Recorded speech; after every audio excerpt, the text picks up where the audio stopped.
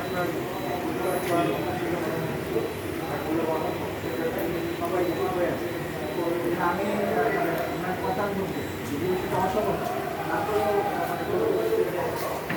আমাদের এইরকম দাবি আমাদের কখনো ছিল না। আমরা 24-25 আমরা সুস্পষ্ট স্কিমে আমরা আর থাকবো না। আমরা তো সেটা বলতে পারি, উনি প্রেস ব্রিফিংয়ে কী বলবে সেটা তো আর আমি ঠিক করে দিতে পারি। উনি ওনার কথা বলেছেন, কিন্তু আমাদের বক্তব্য সুস্পষ্ট যে যেটি এসেছে মানে সেটি আমাদের বক্তব্য নয়। আমরা যে অবস্থায় ছিলাম আমরা সেখানেই আছি যে প্রত্যয় স্কিম থেকে বিশ্ববিদ্যালয় শিক্ষকদের প্রত্যাহার করতে হবে, এবং যতক্ষণ না এটি সুস্পষ্টভাবে আপনার প্রজ্ঞাপন আকারে আসবে ততক্ষণ আমাদের আন্দোলন চলমান থাকবে। এবং এটি আমাদের বিশ্ববিদ্যালয় ফেডারেশনেরও সিদ্ধান্ত যে আমাদের আন্দোলন চলমান থাকবে।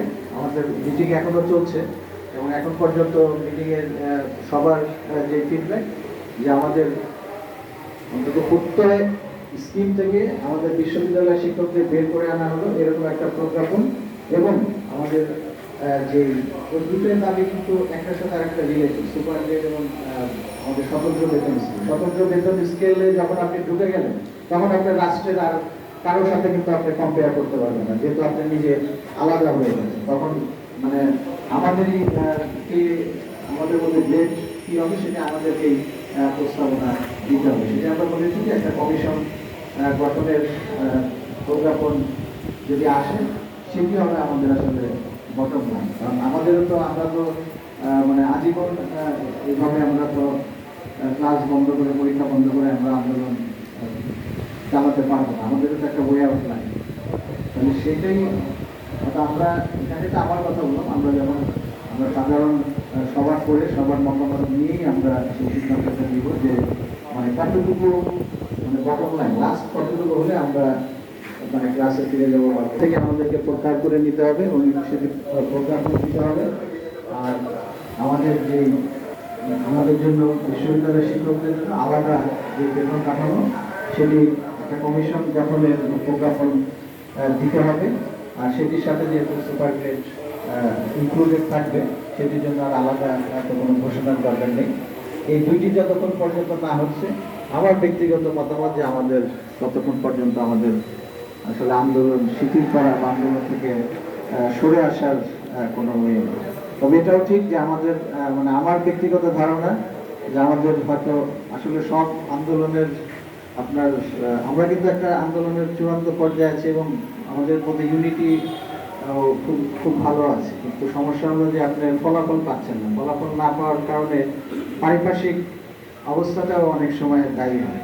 3-4টা সুপারহিট ফিল্ম যদি একসাথে রিলিজ হয় তখন কিন্তু সবগুলো সুপারহিট হয় না, তাই না? তখন দেখা যায় একটা সুপারহিট হয়, বাকিগুলো কিন্তু ফ্লপ হয়। আমরাও এরকম একটা গ্যারাকলের মধ্যে পড়ে গেছি যে শিক্ষার্থীদের যে আন্দোলন, যেহেতু ওদের আন্দোলনটা ভিজিবল বেশি, সম্পৃক্ততা বেশি, ওরা যেভাবে মানে মিডিয়ার অ্যাট্রাকশন নিতে পারে, আমরা শিক্ষকরা কিন্তু সেইভাবে আমাদেরটাও হয়তো লাইমলাইটে আসতো যদি ওই আন্দোলন না থাকতো, তখন কিন্তু আমাদেরটাও কিন্তু অনেক বড় আকারেই আসতো। কিন্তু আমরা হয়তো সেখানে একটু পিছিয়ে আছি।